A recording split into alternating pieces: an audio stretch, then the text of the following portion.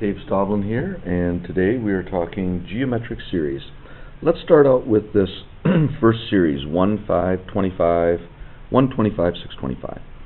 The first thing that we need to do is identify, is it an arithmetic or a geometric sequence? And when I look at it, it appears that we are multiplying times 5.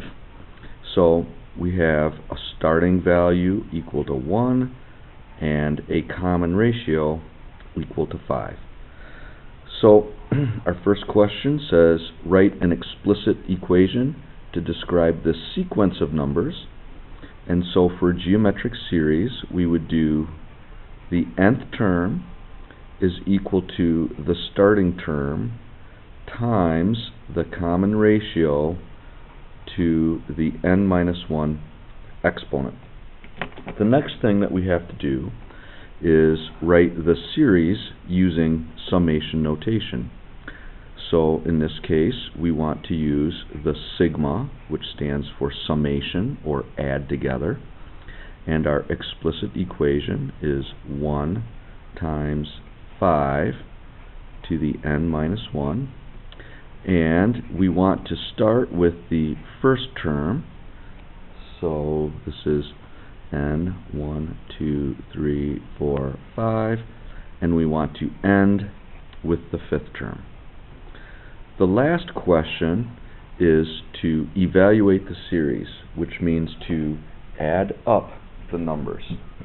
Now, there's two ways to do that. Since we already have the sequence of numbers up here written in a series, we can just add those together. So we could go 1 plus 5 plus 25 plus 125 plus 625, and 781 is what this adds up to. However, we also need to consider what would we do if we didn't have the series written down and all we had was this information written in summation notation. Well, if this is all we had, we would need to evaluate this series as follows. We would rewrite the equation 1 times 5 to the n minus 1, and we would start by substituting n equals 1. And then we would do this again and again and again, filling in n each time until we get to 5. So 1 times 5 to the 2 minus 1, 1 times 5 to the 3 minus 1, 1 times 5 to the 4 minus 1, 1 times 5 to the 5 minus 1. So we've done n 1 to 5, 1, 2, 3, 4, 5. And then what we would do is we would multiply each one of these numbers out in the equations. And we would calculate, and we would end up with the following numbers. And then once we have done that, we would sum these all together, and we would get the total 781. Well, as you can imagine, this gets quite complicated when you have to do a lot of terms. And so I think what we should do is look for a shortcut to sum these up. And so this is what we're going to do. For a finite geometric series. Now these are very important things. We have to keep in mind it has to be finite, so it has a specific start and a specific end. It has to be geometric in a series.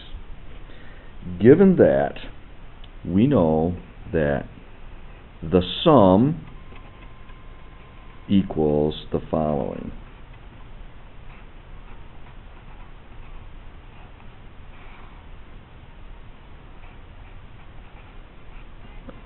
Now, like the shortcut sum for the arithmetic series, there are pieces of specific information about these n values and the a1 values that may be different than what we normally understand.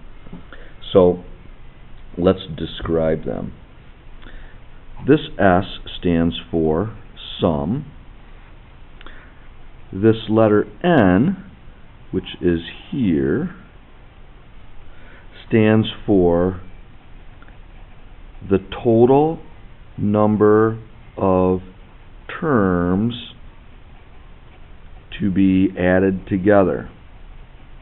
Now, this definition of N is a little bit different than the N value that we used up in these equations. In the explicit equation, N stands for the nth term. In our sum equation, N stands for the total number of terms to be added together. So there is a difference, and you have to keep that in mind. This A1 is not necessarily the first term in the series, but it is the first term in the series to be added. Okay, so if we were starting with the 7th term and summing from there, the first term to be added would be the 7th term. So that's something we have to be aware of. And then lastly, the R is the common ratio, and that has the same definition. So there's no changes there. So let's use this equation for the sum of this summation notation up above. So the sum of n equals 1 to 5, 1 times 5 to the n minus 1. Let's use our shortcut and see if it gives us the same answer. So in our case, A1 is the first term that we're going to be adding together up in the series. So we take this n number and we plug it in. So 1 minus 1 is 0, 5 to the 0 power is 1 times 1 is 1. So our A1 value is 1. Then we're going to do 1 minus our common ratio, which is 5, to the, oops, I shouldn't have put that in yet, 5 to the n power, and n in this case is the total number of terms to be added together. And we are going to add terms 1, 2, 3, 4, and 5 together. So there are 5 terms. Another way that you can do that is you can take the top number, 5, subtract the bottom number, 1. 5 minus 1 is 4, and then you add 1. Okay, lastly, in the denominator, 1 minus the common ratio. Okay, now this formula should work for us. Let's try it out. 1 parentheses 1 minus 5 to the 5th power close parentheses divided by parentheses 1 minus 5 close parentheses, and it equals 781.